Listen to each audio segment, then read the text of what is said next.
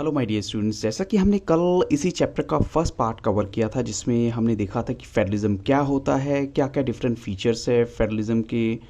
लेकिन आज हम करने वाले हैं कि फेडरलिज्म को कैसे प्रैक्टिस किया जाता है। तो एक्चुअल में हम अगर इंडिया की बात करते हैं तो क्या प्रोविजंस किए गए हैं। तो जैसे constitutional provisions are necessary for the success of federalism but these are not sufficient. अब हम कहते हैं कि चलो कॉन्स्टिट्यूशन के थ्रू सब कुछ हो जाए तो बहुत अच्छा है, लेकिन कई बार ऐसा भी कहा जाता है कि सब कुछ सफिशेंट नहीं है।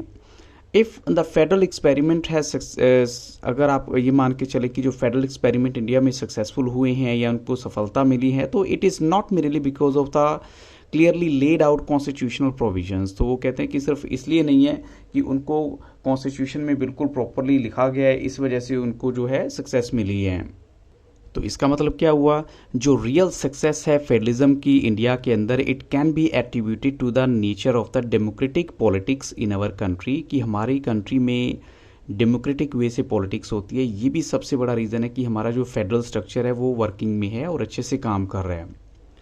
And this ensured that the spirit of federalism, respect for diversity and desire for living together became shared ideals in our country। और ये भी एक सबसे बड़ी बात है कि जो फेडरलिज्म की स्पिरिट की बात करें या डाइवर्सिटी की रिस्पेक्ट करें, कि जैसे विभिन्नताएं हैं लेकिन सभी को रिस्पेक्ट देना, चाहे वो अलग लैंग्वेज वाले लोग हैं, अलग धर्म वाले लोग हैं, और साथ में सबके अंदर इस बात का होना कि हमें मिलजुल के रहना है। तो ये कुछ एक शेयर्ड आइडियल्स हैं जो हमारी कंट्री के अंदर आपको देखने में मिलेंगे। तो अब आपको देखना है कुछ ऐसे ही major ways in which this happen. जैसे सबसे पहला क्या है, लिंग्विस्टिक स्टेट्स। अब देखिए फेडरल स्ट्रक्चर का सबसे बड़ा एग्जाम्पल हमें आता है लिंग्विस्टिक स्टेट्स। तो ये कैसे हुआ, जैसे हम 1947 में आज़ाद हुए थे और हमें उस टाइम जो है ये नहीं मालूम था कि अपनी कंट्री को मैनेज कैसे करें।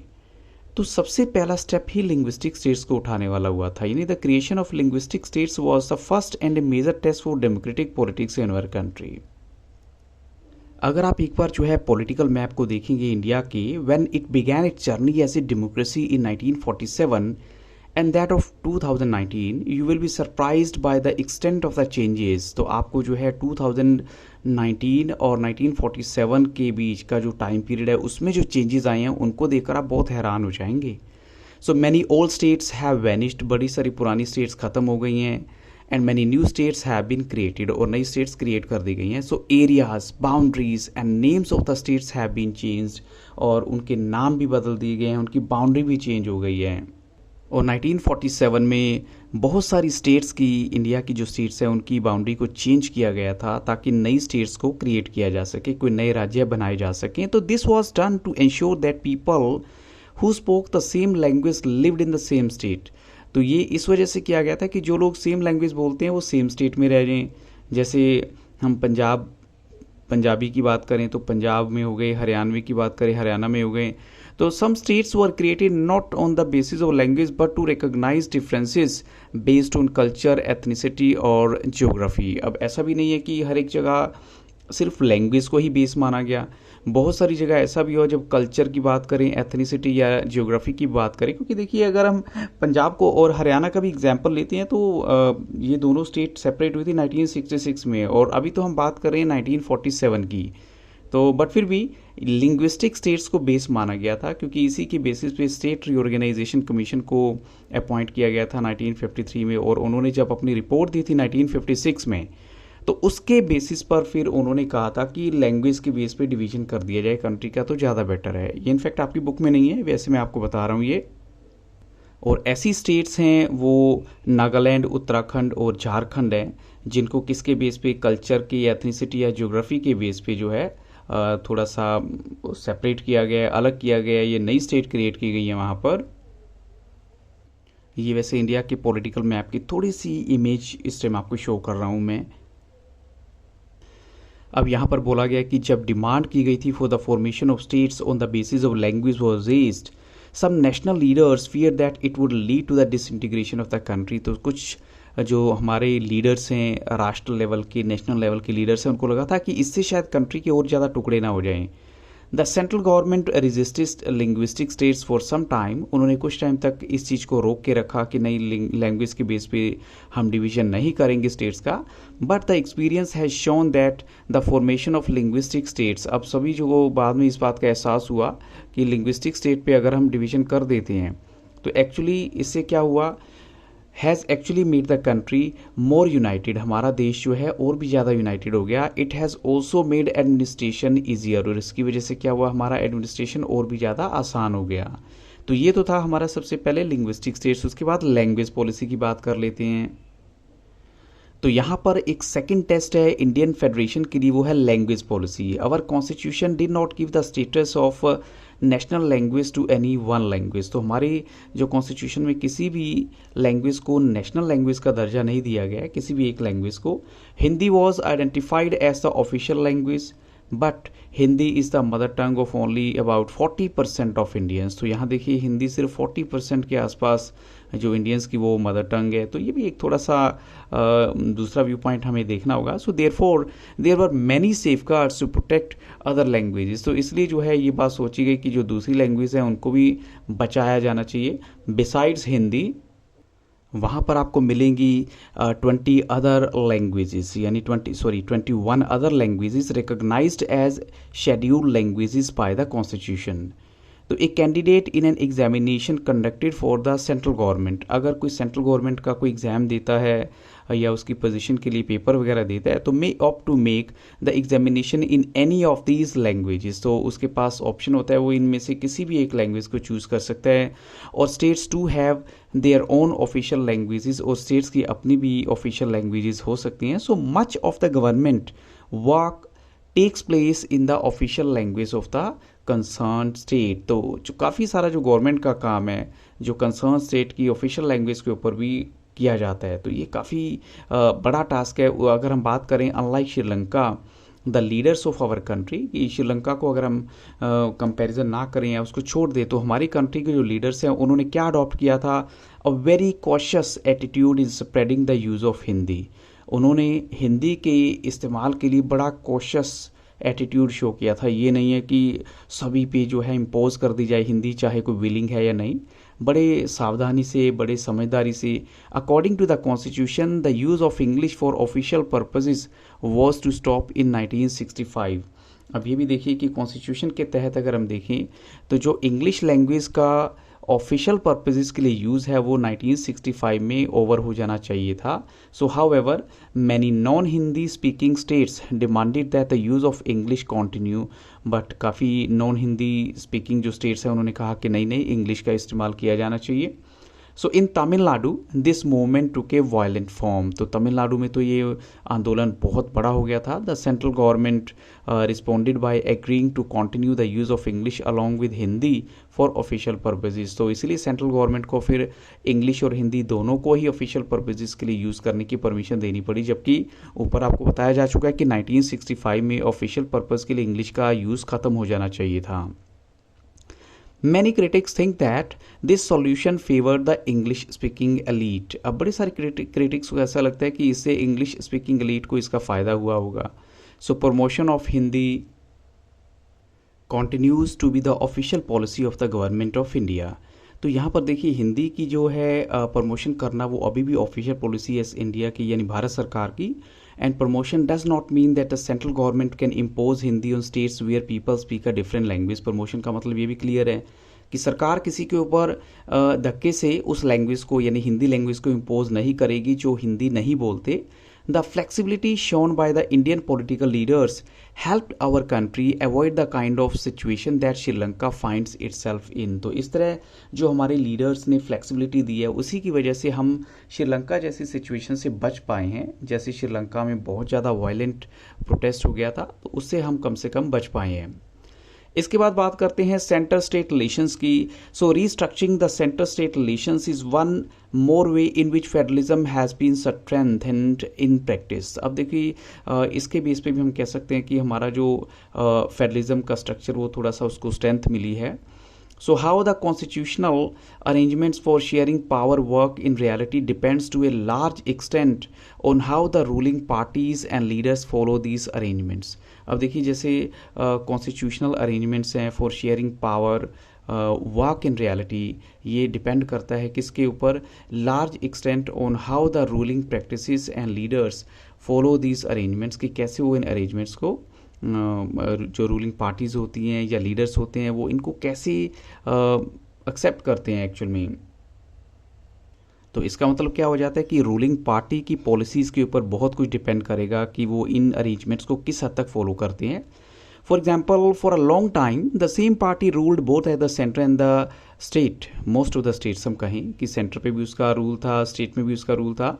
So this meant that the state government did not exercise their rights as autonomous federal units। सो इसका मतलब ये हो गया कि स्टेट गवर्नमेंट ने एक ऑटोनोमस फेडरल यूनिट के तौर पे अपने राइट्स को एक्सरसाइज नहीं किया होगा।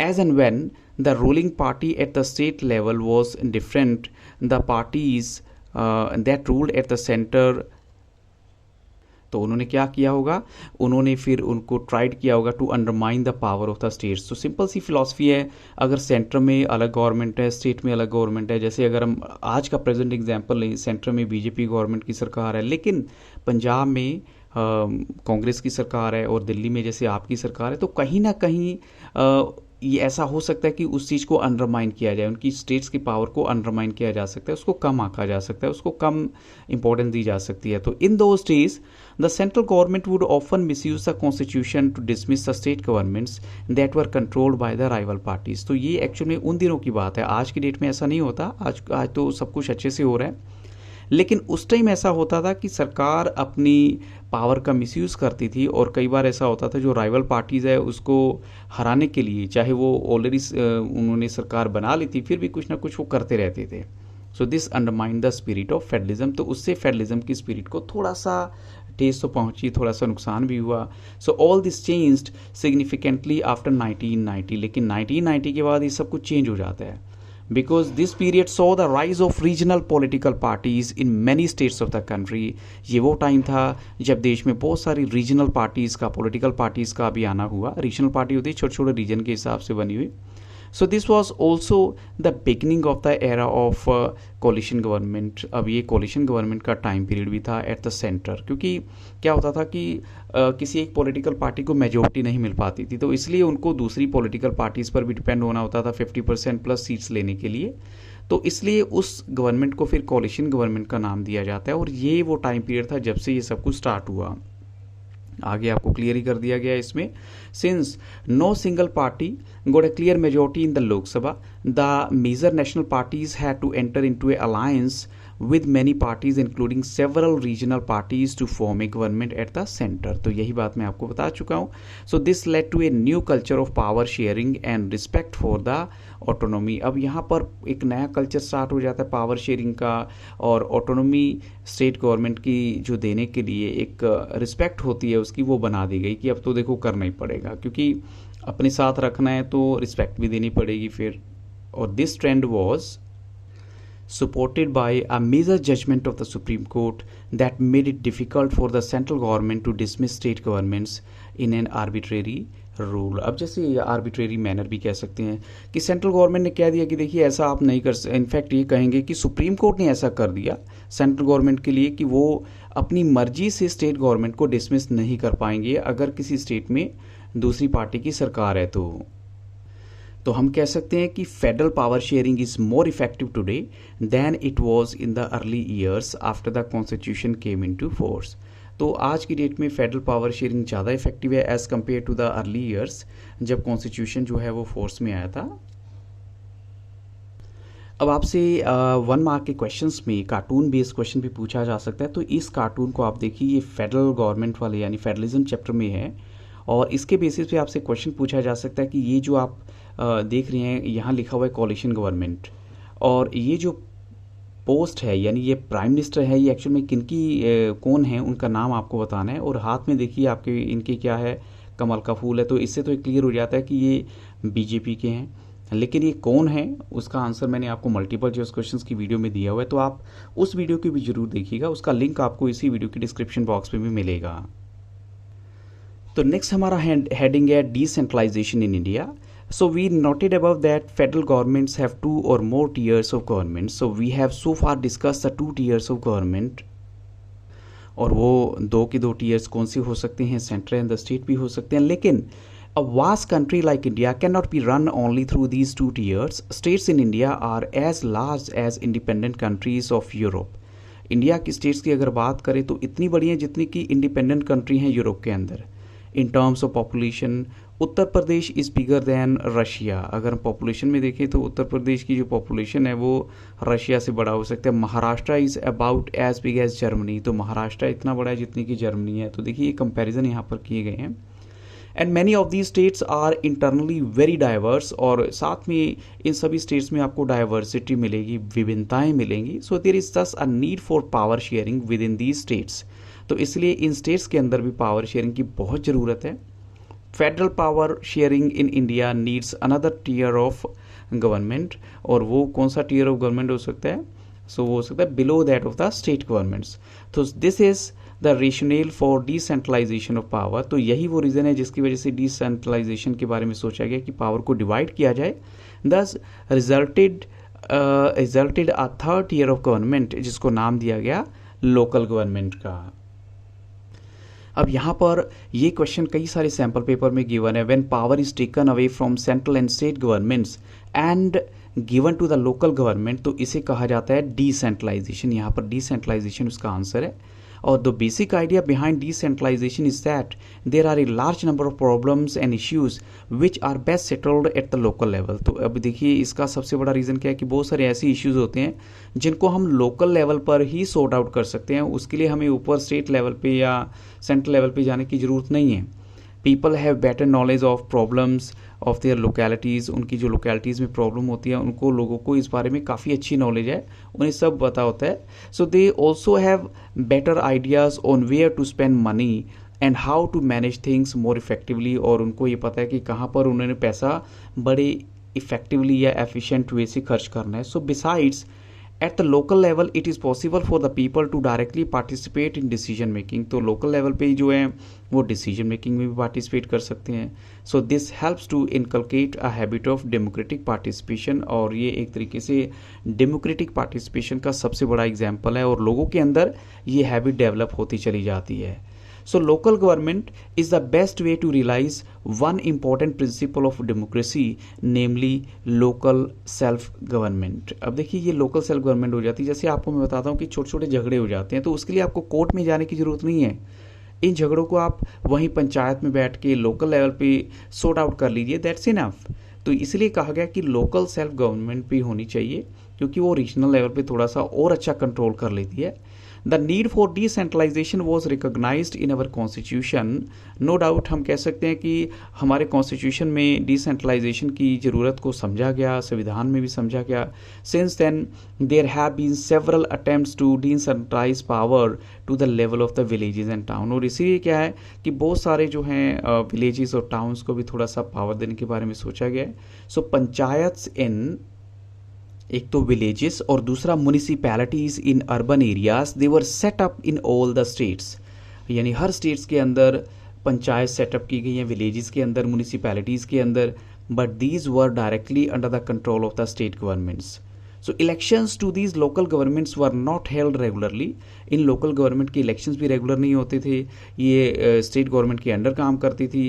And local governments did not have any power और रिसोर्सेज ऑफ देयर, जैसे हम कह सकते हैं ना कि रेवेन्यू के उनके पास कोई अपने रिसोर्सेज नहीं थे. Thus there was very little decentralization in effective terms. तो इफेक्टिव टर्म में तो डिसेंट्रलाइजेशन बहुत कम ही था. A major step towards decentralization was taken in 1992. अब ये सबसे बड़ा स्टेप तो 1992 में उठाया गया. अब क्या हुआ? The constitution was amended to make the third year of the democracy more powerful and effective. तो इसको और भी ज़्यादा पावरफुल और इफेक्टिव बनाने का प्रयास किया गया. यानी जो पंचायत राज सिस्टम है, अब इसमें क्या क्या पॉइंट ऐड किए गए. Now it is constitutionally mandatory to hold regular elections to local government bodies. अब आपने देखा होगा जो लोकल गवर्नमेंट बॉडीज़ हैं उनके इलेक्शंस भी रेगुलर होते हैं. यानी हर साल के बाद, इनफैक्ट हर 5 साल के बाद पंचायत के इलेक्शंस होते हैं. जैसे पंच या सरपंच उनको चुना जाता है.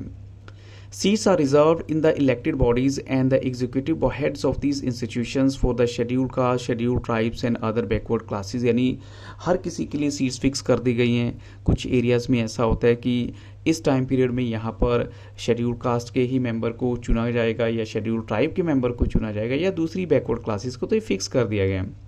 इसके अलावा at least 1/3 of all positions are reserve for women, तो विमेन के लिए भी 1/3 पोजीशन को रिजर्व कर दिया गया है। एक इंडिपेंडेंट इंस्टीट्यूशन है जिसका नाम है state election commission has been created in each state to conduct panchayat and municipal elections. तो स्टेट इलेक्शन कमीशन का काम होता है हर पंचायत और म्यूनिसिपल जो कमिटीज़ होती हैं वहाँ इलेक्शन कंडक्ट करवाना। और जो स्टेट गवर्नमेंट है उसको इसके लिए क्या चाहिए होता है, the state government are required to share some powers and revenue with local government bodies. तो स्टेट गवर्नमेंट को फिर कुछ पावर भी देनी होती है और साथ में रेवेन्यू यानी इनकम के सोर्स भी देनी होती है लोकल गवर्नमेंट को, या पैसा वगैरह देना होता है ताकि गांव की भी देखरेख की जा सके, उनको भी अच्छे से चलाया जा सके।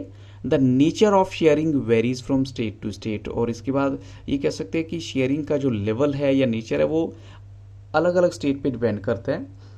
अब बात करते हैं रूरल, यानी रूरल कौन सी होती है, जो गांव की होती है। Local government is popularly known by the name, अब उसको जो है एक बड़ा प्यारा नाम दिया गया वो है पंचायती राज।